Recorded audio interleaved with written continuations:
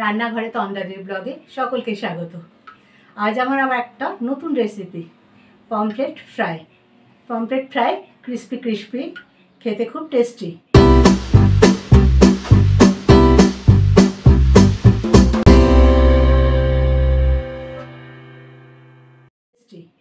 সেটার জন্য আমি এখানে 3টে ছোট ছোট পমফ্রেট নিয়েছি। ছোট পমফ্রেট হলে ভাজাটা খুব ভালো হয় আর খেতে ভালো হয়। আর পমফ্রেট যখন ফ্রাই করা হবে ছোটো পিস হলে মানে সবচেয়ে বেশি ভালো হয়। আর বাড়িতে যা যা উপকরণ থাকবে সেই দিয়েই এটাকে ভাজা যায়।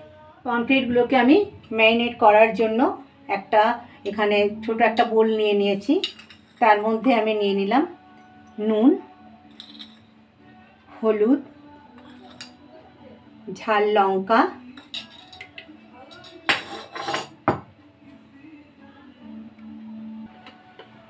দিয়ে দিচ্ছি আমি আর একটু 1 চামচ ধনে গুঁড়ো, 1 চামচ জিরে গুঁড়ো, আর আমি দিয়ে দিচ্ছি এখানে রঙটা সুন্দর হওয়ার জন্য কাশ্মীরি লঙ্কা 1 চামচ। কাশ্মীরি লঙ্কাটা আমি আরেকটু দেবো, ওতে কালারটা ভালো হবে বলে দিয়ে দিলাম আমি এখানে 2 চামচ কাশ্মীরি লঙ্কা। আর ওর মধ্যে দিয়ে দেবো আমি 2 চামচ সর্ষের তেল।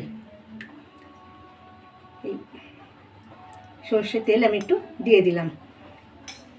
এবার এটাকে আমি একটা পেস্ট বানিয়ে নিচ্ছি। এইভাবে একটা মশলার একটা পেস্ট আমি বানিয়ে নিচ্ছি। আমি সব গুঁড়ো মশলাগুলো যেগুলো নিয়েছিলাম তার একটা পেস্ট বানিয়ে নিয়েছি। এবার এটা আমি মাছের মধ্যে মাখিয়ে দেব।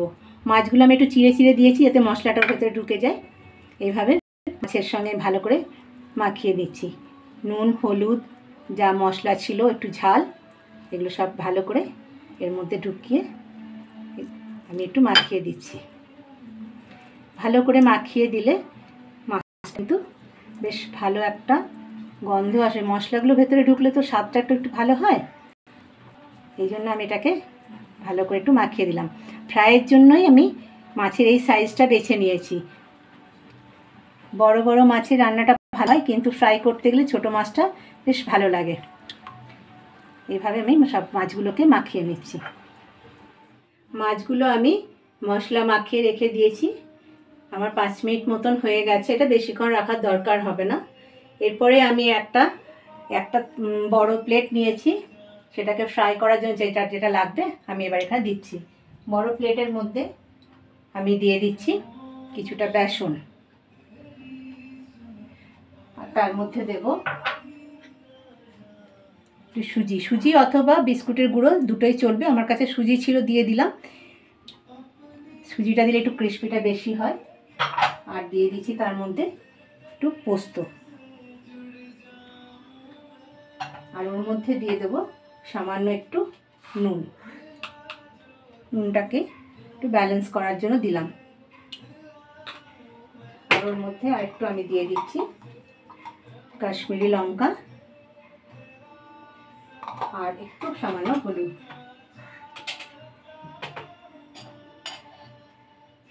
এবার এটাকে ভালো করে আমি মিশিয়ে নিচ্ছি। বেসন, পোস্ত আর সুজি দিলাম। বিস্কুটের গুঁড়ো আপনারা দিতে পারেন। সুজিটা প্রত্যেকের ঘরেই থাকে, তাই সুজিটাই আমি বের করে দেখালাম কেন, যাতে ইচ্ছে করলেই করা যেতে পারে। আমি একটা এরকম শুকনো সবগুলোকে মিশিয়ে একটা ডাস্ট মতন বানিয়েছি। এবার একটা করে মাছ আমি এর মধ্যে দিয়ে দিচ্ছি। এভাবে মাছের মধ্যে চেপে চেপে বসিয়ে দিতে হবে। মশলাটা মাখানো আছে, তার সাথে এগুলো দিয়ে দিলাম, তাহলে ভালো করে বেসনটা বেশ বসে যাচ্ছে। এবারে এইভাবে মাছটাকে একটু ঝেড়ে নিলাম, বাড়তিটা বেরিয়ে গেল। আমি একটা প্লেট নিয়ে তার মধ্যে তুলে রাখছি। এইভাবে 3টে মাছই আমি মাখিয়ে নেব। মাছগুলোর মধ্যে আমি বেসনগুলো এভাবে লাগিয়ে দিয়েছি। এই বাড়তি বেসন এভাবে ঝেড়ে নিলাম। তার মধ্যেই আমি ফ্রাই প্যান ওভেনে বসিয়ে তেল একটু গরম করতে দিয়ে দিয়েছি।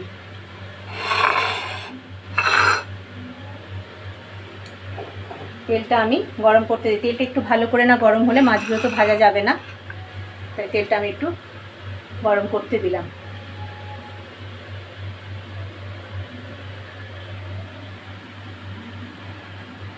তেল আমার গরম হয়ে এসছে। এবার একটা একটা করে মাছ আমি তেলের মধ্যে দিয়ে দিচ্ছি।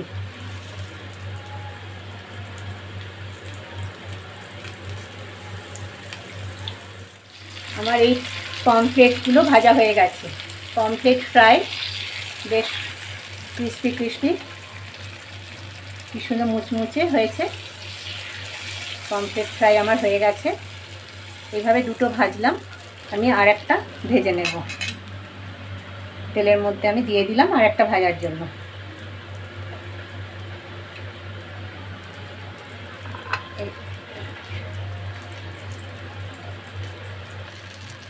মাছগুলো আমার ভাজা হয়ে গেছে, গ্যাসটা নিভিয়ে দিলাম। খুব সুন্দরভাবে একদম মুচমুচে মতন মাছগুলো আমার ভাজা হয়ে গেছে। এভাবে একটা প্লেটে আমি তুলে নিলাম। পমফ্রেট ফ্রাই আমার তৈরি। আর পমফ্রেট ফ্রাই তৈরি হয়ে গেছে। খুব সুন্দর ক্রিস্পি ক্রিস্পি, কালারও ভালো এসছে আর বেশ হার্ড মতন, খুবই ক্রিস্পি মতন হয়েছে। আর এই পমফ্রেট ফ্রাই তো আমি আগেও খেয়ে দেখেছি, খেতে খুব সুন্দর। আপনারাও এভাবে করে দেখবেন, আমার মনে হয় আপনাদের ভালো লাগবে। আপনাদের এই রেসিপিটা দেখে কেমন লাগলো কমেন্টে জানাবেন। লাইক করবেন, শেয়ার করবেন, ফেসবুকে যারা দেখবেন ফলো করবেন, ইউটিউবে যারা দেখবেন সাবস্ক্রাইব করবেন। সুস্থ থাকুন, ভালো থাকুন। আবার আমার পরবর্তী রেসিপি নিয়ে আপনাদের কাছে আসবো। ধন্যবাদ।